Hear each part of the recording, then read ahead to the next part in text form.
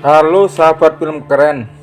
Kali ini saya akan merangkum alur cerita film yang super gacor, segacor burung beo punya tetangga sebelah.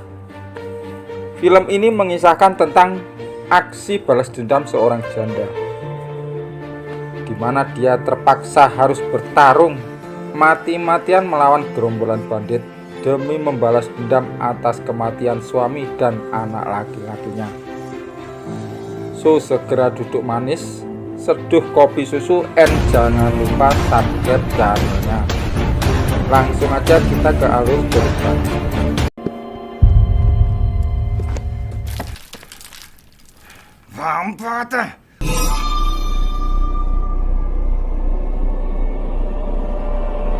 Kisah dimulai di padang gurun yang luas.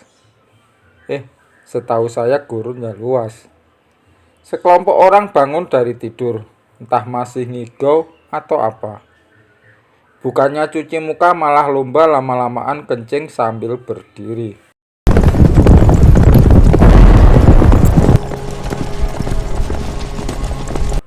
Sementara tak seberapa jauh dari tempat itu, seseorang sedang beristirahat sambil memberi minuman kudanya.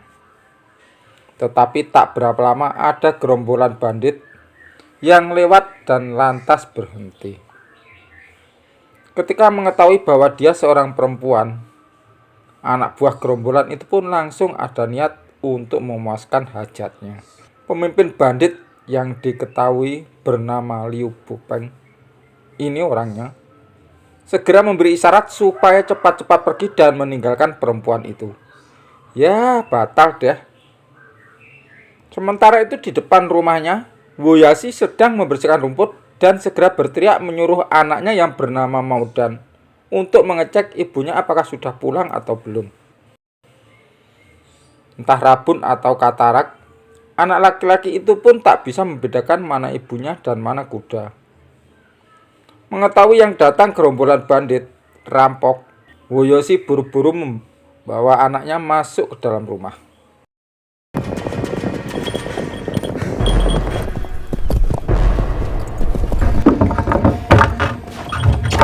Ternyata Liu Bopeng sengaja mencari Woyasi untuk membalas dendam atas kematian saudaranya Ki Bopeng yang sudah dibunuh oleh Woyasi. Woyasi yang merasa tak bisa menang melawan para bandit segera menyuruh anaknya cepat-cepat lari.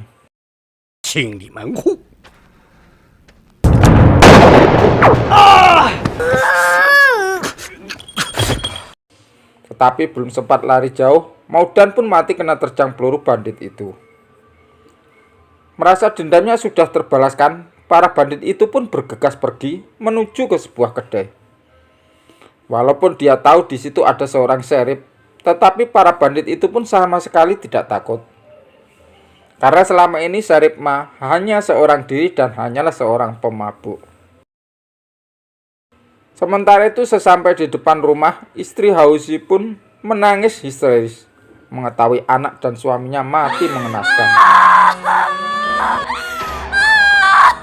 Karena tidak tahu siapa yang telah membunuh suami dan putranya, janda Huasi pun memacu kudanya dengan cepat menuju polsek terdekat dan segera menceritakan yang terjadi dengan suami dan anaknya. Dengan dibantu Serip Ma, mereka pun menguburkan mayat Huasi dan putranya.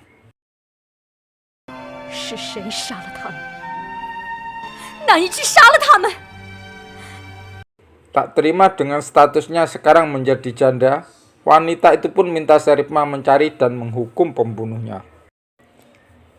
Walaupun sudah diingatkan Serip Ma, tetapi janda Huasi tetap nekat dan segera ke tebing merah mencari Liu Bopeng.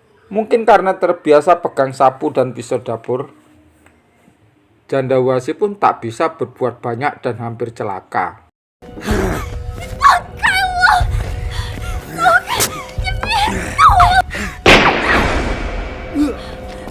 Mendengar suara tembakan, Liu Bopeng dan gerombolnya segera keluar rumah dan melihat anak buahnya sudah tak bernyawa. Liu Bopeng dan gerombolannya segera mengejar orang yang telah membunuh anak buahnya. Dan akhirnya kejar-kejaran pun terjadi.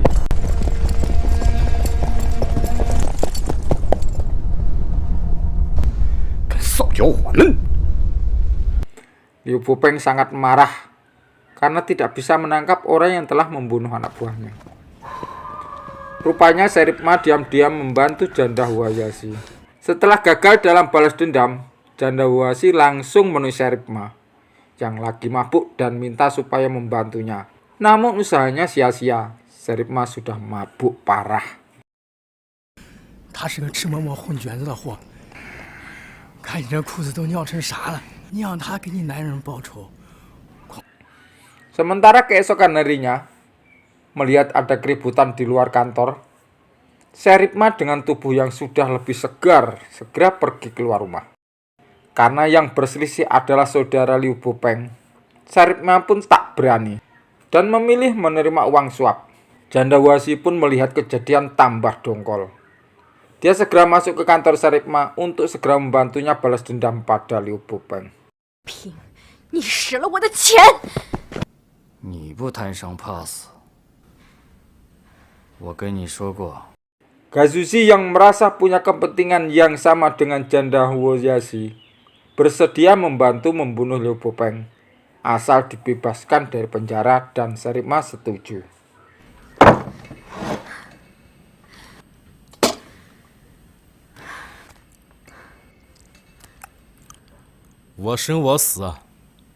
Gazushi dengan cepat menuju ke tebing merah. Di tengah perjalanan dia bertemu dengan kawanan pedagang yang baru saja dirampok oleh Liu Bopeng. 谁干的？麻子老六，你和他们不是一伙的。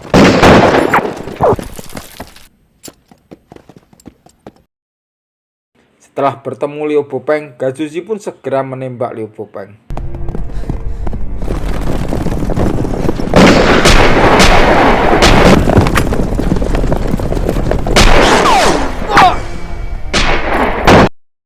Karena kalah jumlah, akhirnya Gazushi pun mati sia-sia.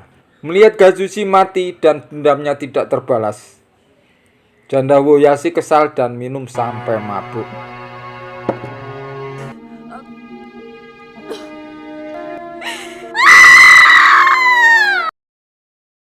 Melihat ada wanita tidur di depan kedai, rombongan pedagang itu pun membawa masuk. Mendengar cerita pemilik kedai tentang perempuan itu, laki-laki itu pun bersedia membalas dendamnya, asal Janda Huayashi mau dinikahinya. 你有骗行的本事！麻子老六，没胡说。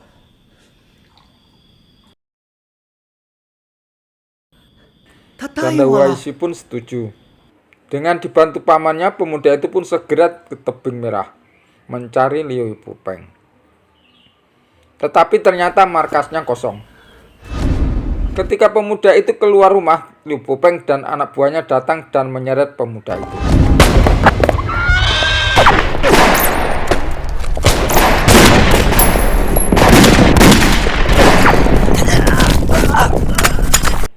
Untung saja pemuda itu bisa ditolong pamannya. Liu Bopeng dan anak buahnya segera mengejar. Aksi kejar-kejaran pun terjadi. Liu Bopeng terjatuh dan mereka pun menghentikan pengejaran.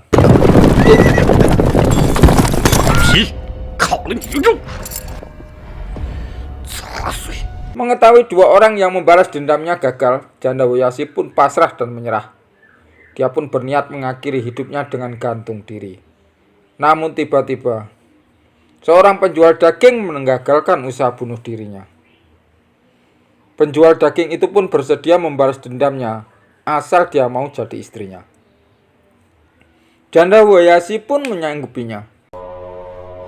虽然我是个宰羊的， 我真的给你做老婆。 Oh mantap, semangat jadinya. Di tengah jalan tukang daging itu pun bertemu anak buah Liu Bopeng dan langsung menghajarnya. 小马子，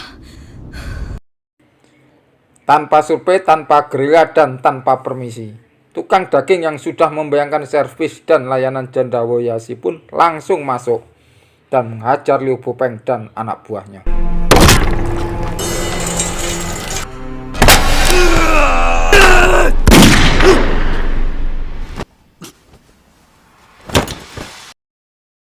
Mengetahui tukang daging tak bisa membalas dendamnya, Janda Huashi pun segera menemui Sherip Ma untuk diajari cara menembak. Sherip Ma segera mengajari menembak Janda Huashi. Mereka berdua pun terus berlatih menembak. Siang malam, tidak pernah berhenti. Diam-diam rupanya Sherip Ma juga suka dengan Janda Huashi.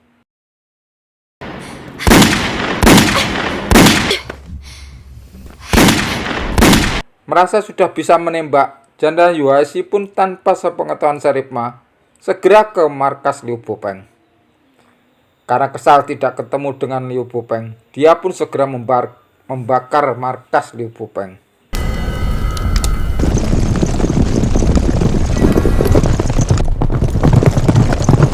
Mengetahui markasnya dibakar dengan semua anak buahnya, Liu Bopeng pun mencari Janda Huashi di perkampungan. Sherip Ma pun minta agar Janda Huashi dibebaskan, karena Liu Bopeng sudah membunuh anak dan suaminya. Tetapi Liu Bopeng tidak peduli. Janda Huashi yang sudah dendam kesumat segera menembak dan mengenai jidat anak buah Liu Bopeng.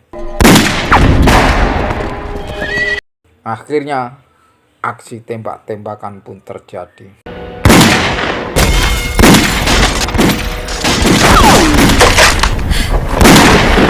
Dengan dibantu Sherip Ma, Janda Huashi pun melawan Liu Bopeng dan anak buahnya. Aksi ala koboi Cina pun segera terjadi.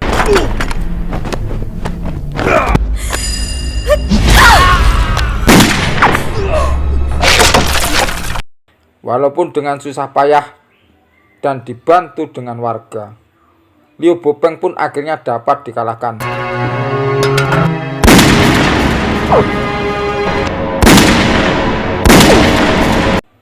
Dan dendam Janda Huashi pun terbalaskan. Janda Huashi pun pergi ke makam anak dan suaminya.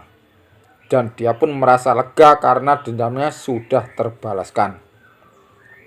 Karena sudah tidak ada urusan, Janda Huashi pun pamit ke Sherip Ma dan langsung pergi.